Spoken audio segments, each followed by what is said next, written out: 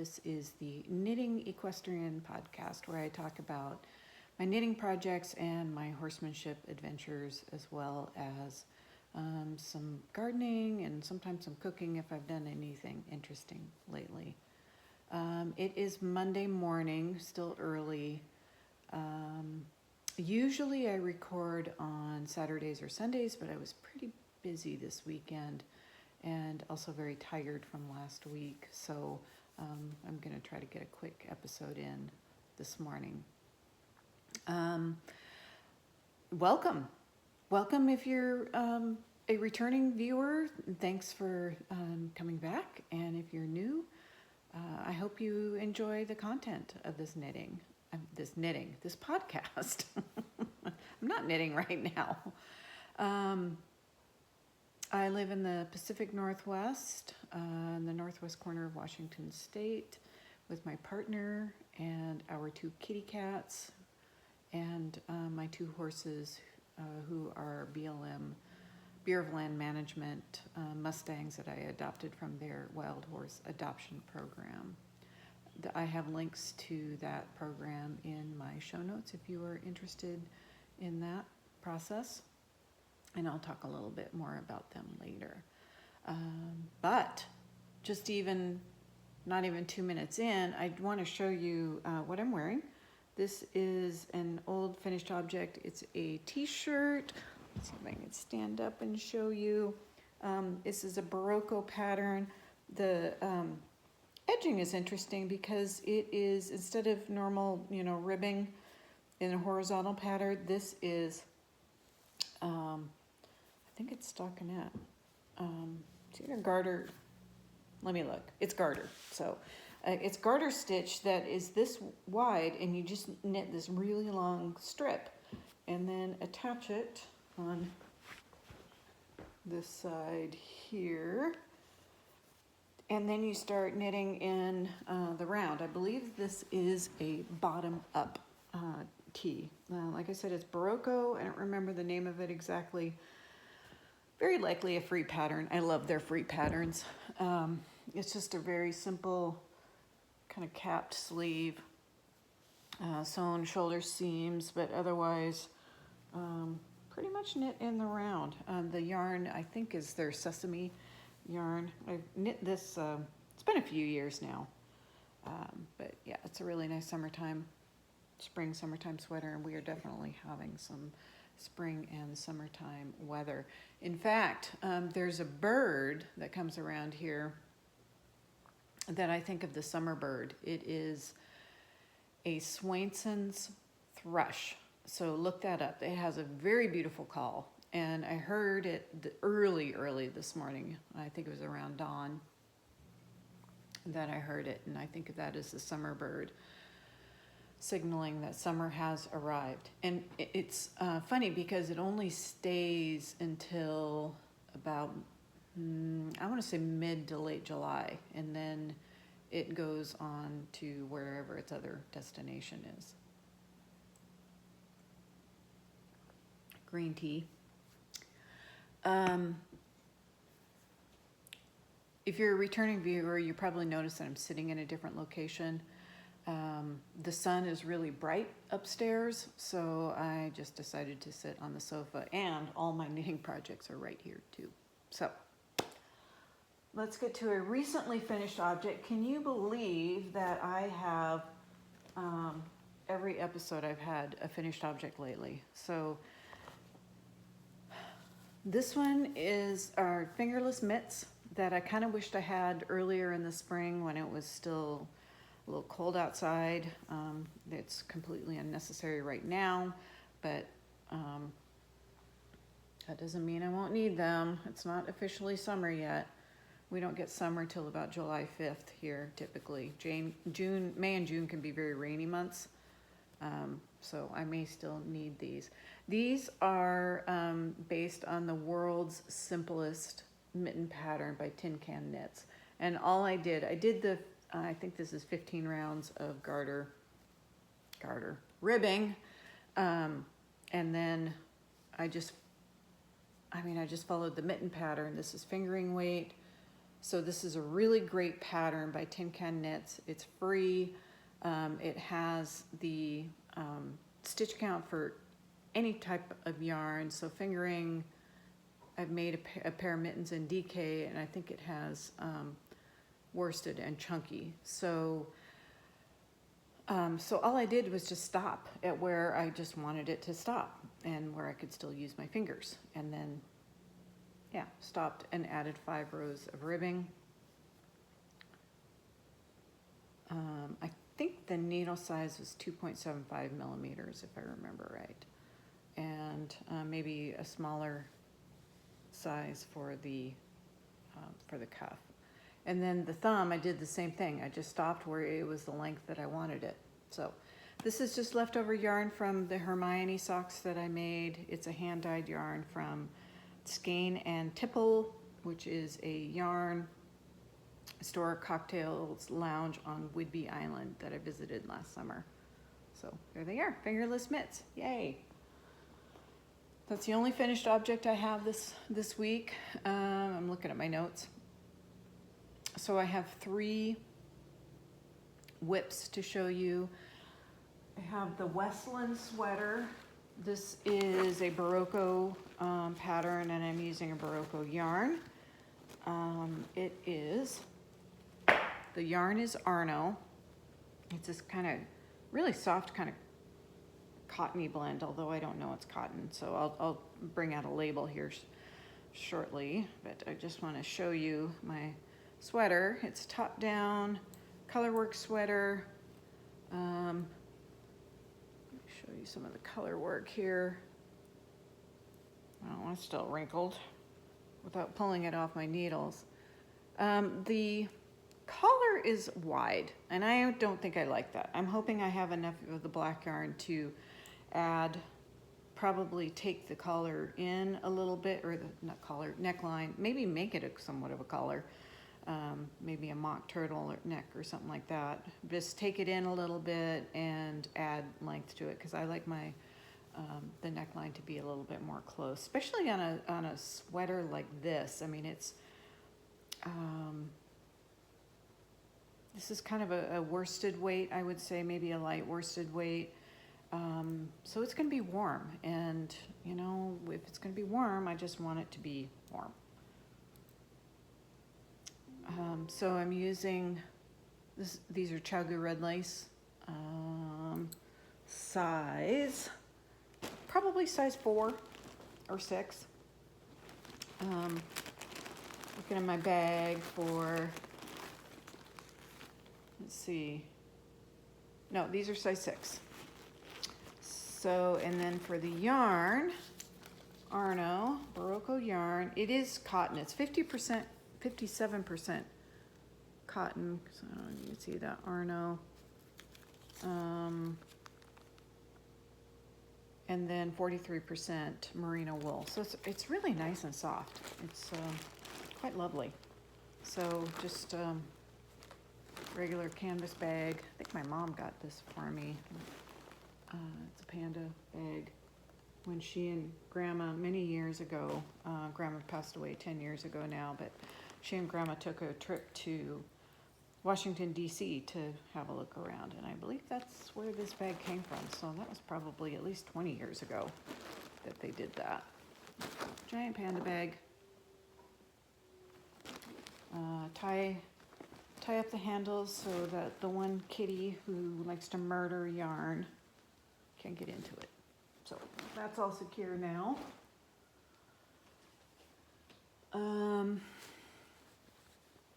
Second whip, this is in a bag I got at a conference in January. Whoops, my computer just went off. So this is the Rocket Tee.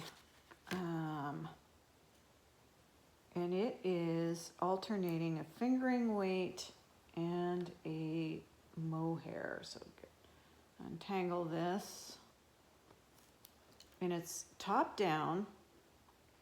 So you can see, and it's a V-neck. So what you do is you cast on kind of a small number of stitches, and then you do a lot of increases back and forth in a lace. They're lace increases kind of it's a raglan. So, so the increase is at the raglan.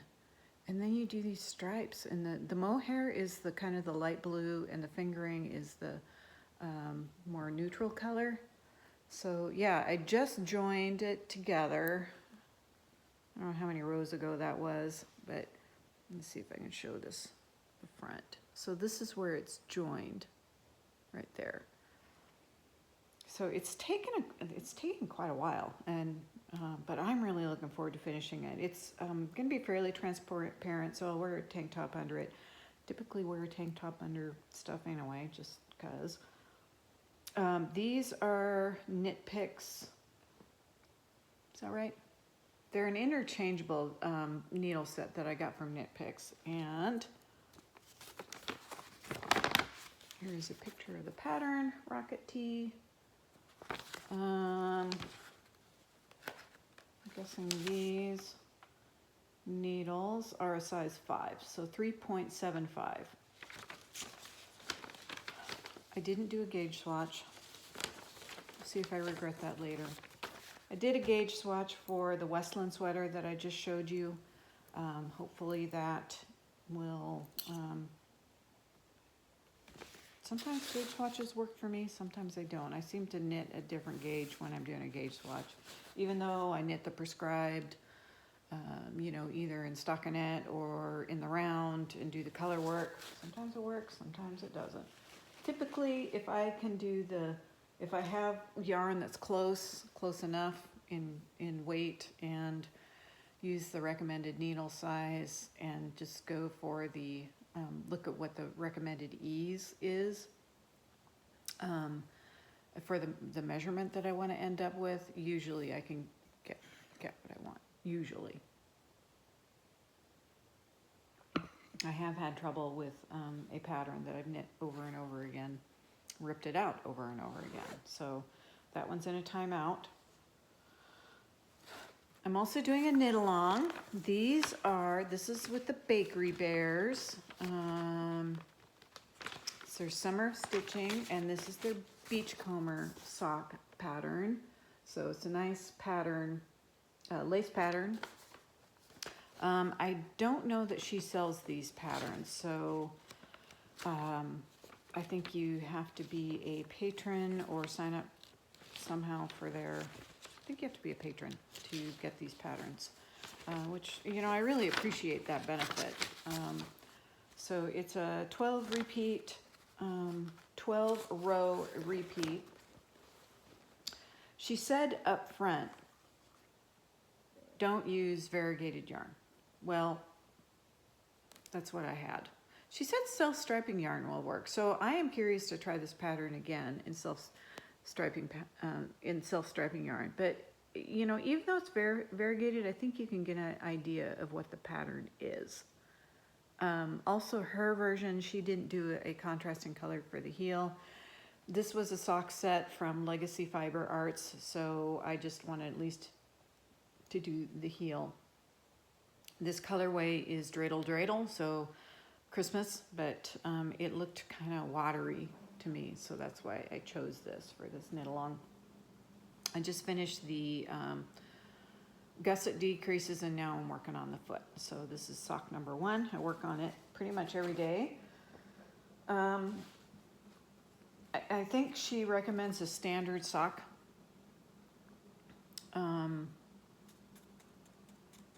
Size needles, which are like a size 1 or something like that. If I do that, my socks end up being way too big. So I either have to reduce the cast on to 48 stitches to make them fit, or I have these size 0. These are Chiaogu Premium Bamboo, size 0, which are 2 millimeter, and then I can do 64 stitches. So this is a great example of where when I'm knitting socks, for some reason my gauge is pretty loose, but this, yeah, this is going to be a nice sock. I'm looking forward to finishing it and having it for when there's cooler weather. So these Premium Bamboo, let's see if I can show these needles. They're really thin. They're kind of like knitting with toothpicks, and they're very flexible. I actually have to cast on with a larger size needle, just the standard sock size needle. So those are my whips. And my computer just turned off when I wasn't looking. Oops. So that's where my show notes are, so I just want to make sure that I have everything. So some yarn that I got, this is Desert Vista Dye Works yarn, and I'm kind of thinking this is Dumbledore's Army colorway. So I just wound this up last night. Oh look, it kind of matches my shirt. I do tend to like these colors. So this is a self-striping yarn. I'm thinking of doing these socks again in this color. And then the contrasting heel is this bright dark plum color. Another one of my favorite colors. So I'm going to find the label before I lose it. So yeah, Spells and Things, Dumbledore's Army. Okay, knitting. So typically the way I knit is I work on one project in the morning before work while I'm drinking my first cup of tea. Sorry for the crinkles. And then I'll knit, you know, either at lunchtime or if I have a Zoom meeting, I'll knit on the socks. And then in the evening I work on the, you know, winding down and watching television, I'll work on the rocket tee. So I typically have 3 projects going. And that works well for me. I tend to get a lot of things done in that, having 3 projects going, as long as I don't have to rip out, which happens occasionally. So life stuff, books. I'm reading a Frances May's book right now. She wrote Under the Tuscan Sun. That was the one who was kind of her breakout novel, even though she's a published poet, and I believe she's retired from her university position of teaching poetry. I just love her books, her descriptions of the Italian countryside and where she and her husband Ed live, in their ancient farmhouse that they restored called Brama Sole. It sounds wonderful. She gives me a lot of inspiration for gardening and cooking and just sort of appreciating the nice things in life. And, you know, and when I say nice things, I don't necessarily mean things that are expensive, but things that you can just enjoy that might be right outside your back door. So, like, for instance, the bird that I mentioned this morning. I love hearing the spring and summer birds. They're just wonderful. And even the winter birds, even though there's fewer of them, there's still chickadees and those kinds of birds and pine siskins around. So just enjoying your environment when you can enjoy it. Just taking that time to do that, I think is what I'm trying to say. Get away from my to-do list. And reading Frances May's helps me do that. Excuse me. Lots of pollen in the air, so I am a little coughing. Horses, Odin the Mustang, he's my riding horse. We've been getting out on the trails. I bought him a new saddle and he's a lot happier with that. So last weekend we did a prize ride, which was hosted by a 4-H club, and it's a fundraiser. So it was a $25 entry fee. And I hauled my horse to my friend's house who lives on the edge of the trail system where this event was going to be held. And we just rode our horses to where the start was. And there was, I don't know, at least probably 75 horse trailers and probably at least a couple hundred riders out there. So there was we had a group of about 8 or 9 all together. And it was just a really nice ride, very enjoyable. It took, I don't know, maybe a couple hours. It was like 6 or 7 miles, probably closer to 7 miles. So, yeah, the weather was nice. It threatened to rain, but it didn't actually rain, so that was really nice. And yeah, just really, really enjoyed that. I've been also getting Odin out, just taking him on a walk, hauling him up to the local trailhead up here, which is just, I don't know, 2.5 miles away. And I just take him on a walk, just on his lead, like he's a big dog. And oh, there goes my computer again. So yeah, we've been getting some exercise doing that. That's been great. It also helps Braggy, the younger one, the younger Mustang, learn to be by himself. He does not like it. He lets me know he doesn't like it. But you know, I leave him with a hay ball that has yummy alfalfa in it, and another hay bag. Typically he eats, so that's good. That's the good news. But you know, I can tell he's nervous about it, and he does some pacing and running around. So he gets his exercise too. Also with Braggy, he is, I have him in regular training sessions. So my trainer comes over every Friday after work, and we just work on exercises that will get him eventually under saddle and riding. So he's a very sensitive horse, and he can be quite reactive, and we don't want that. We want it to be no big deal when we put the saddle on and then put ourselves on him. So we're just taking our time and making sure that he understands and he accepts it, and he thinks it's a fun game that we do these things. So that's what we're working on. I have a little bit of homework every week to do between sessions, so I'll probably do that at lunchtime today, because it's really nice out, and it'll be a good time to just kind of put him through some paces and see what he remembers from Friday's lesson. I did not get out on the trails this weekend.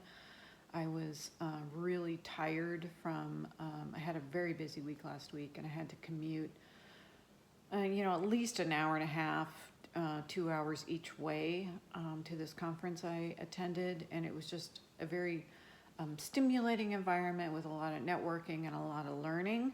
So it was really great, but I was really tired. So, and that just kind of carried over to the weekend. So I had plans to go out with friends, ride with friends yesterday, but I just had a really bad headache, probably in part because I was tired and in part because of the pollen in the air. So that's okay. I did a lot of gardening yesterday and just hung around the house.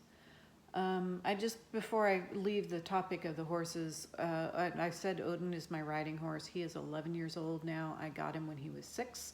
He was just off the range for 100 days and was part of a trainer contest, a Mustang trainer contest that helps promote adoption of these BLM Mustangs. So I've had him for 5 years. And Braggy I got he's my COVID pony. My other horse passed away in February of that year, and Odin needed a buddy, so I adopted another Mustang, one that was barely handled. He was 2 at the time, and he is 5 now, so still growing. He's going to be a big horse, which I was kind of looking forward to maybe a little bit smaller one, because as I get older, the ground seems further away. It's weird how that works. Last time I had Sparrow, a foster horse who was an off-the-track thoroughbred. Having a third horse definitely complicated my schedule and my work. But the primary reason that he found another foster home is because the environment where he's kept, my paddocks are graveled. It's 5/8 minus gravel, which is kind of like your typical road crush type gravel, to keep the mud, the winter mud, at bay. And Sparrow has really kind of thin hoof walls and thin soles in his feet, so it hurt him. And he's a 22-year-old thoroughbred with some arthritis and stuff like that, and he really needs the room to walk around, and he just wasn't he was starting to get along with my other horses, but I couldn't really feed them together because Sparrow's dietary demands were a lot greater than my horses, and I was concerned that my horses would be a lot more interested in his food because it's yummier, and that would cause some health problems for them. So it was hard to keep them together and give Sparrow the room that he needed. So he went to another foster home a couple Thursdays ago, and I think he's thriving there. The place where he's at, has really good drainage, and she doesn't have to have gravel in her paddocks, and he has more room. So I'm sure this is just a really positive environment for him. So it was hard to let him go because he was getting attached to my horses, but overall I think this was better for his health and well-being in the long run. So no more Sparrow.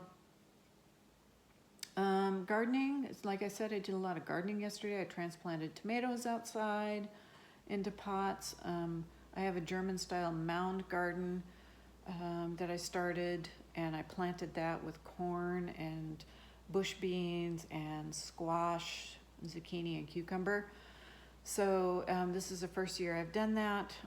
Hopefully I don't regret. I mean, I just piled a bunch of compost on top of a pile of debris, like old cut wood and stuff that was decaying in a convenient mound.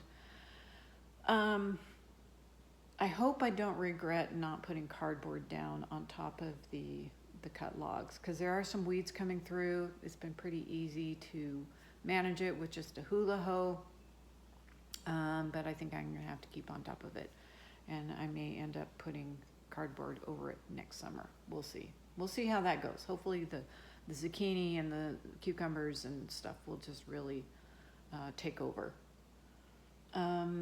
My onions that I planted under the apple trees are doing well. I'm gonna have a whole lot of onions. It's like a little kind of pasture of onion seedlings. So planted kohlrabi in front of the raspberries, so hopefully those will be done before the raspberries get very demanding. And let's see, what else did I plant? I planted some artichoke seeds and melons, all in big containers. Most of my garden's in a container garden, except for the old manure pile that's out by the barn that I planted a bunch of seeds about a month ago. Those are really sprouting, so looking forward to seeing those. My radishes are taking off that I planted in the spring, and my peas finally. So the greens that are in pots, I had to move to a shadier spot because it was just getting way too warm for them. That is the nice thing about pots, is that you can move them. So if it's just too warm for some plants, you can put them in a shady spot. So melons, I think other like patio slicer cucumbers. Oh, and I got this kind of hybrid corn that's supposed to be okay for containers, so I planted that in a old square like recycle bin. So we'll see how those go. So looking forward to those sprouts. Lots of gardening yesterday, so I spent hours at it. I think that's all I have. Oh, I harvested like 5 pounds of rhubarb yesterday. And in the Fanny Farmer cookbook, there's a under the relish section, it's an old Fanny Farmer cookbook. It's called Spiced Rhubarb, and it takes 2.5 pounds of rhubarb, 2 pounds of sugar, a cup of apple cider vinegar, and some, I think, cinnamon. And you stir all that together and you make a relish out of it. So I cooked that down quite a bit tomorrow. And then put it in the refrigerator last night. So I'll have to see how thick that is, see if it's something that'll be suitable to, accompany like pork or that's the one thing I can think of that it would be pretty tasty with. So I have another 2.5 pounds of rhubarb to do something with. Thinking of making a rhubarb cake with it. Because it's just, I just am kind of not in the mood for some really sweet dessert, like a rhubarb crisp, which I normally love, but A cake just sounds better. So I'm gonna try to substitute rhubarb for a peach cake that I have in, I think it's 1,000 vegetarian recipes. So it'll be more like a spice cake or a coffee cake or something like that. So I don't know if I'll do that today or not. It's still cool in the house, so I want to make sure I do that before it gets really hot in here, because by the afternoon it gets to be like 80 degrees and I do not want the oven on then. Okay, I think that's all I have. I'm gonna check my notes just to make sure I'm not missing anything, but all I see is the left on my list is the YouTube channels that I watch. So patterns are in my show notes. Like I said, the link to the wild horse adoption program's in there, and then I also put a link to a Tevis Cup 100-mile Western States endurance ride. So that's kind of a long-term goal I have. We'll see how much time I have to train for that, though. 100 miles is a really long ways. So anyway, that is all I have. Happy knitting, happy spring, and enjoy the rest of your week. Bye.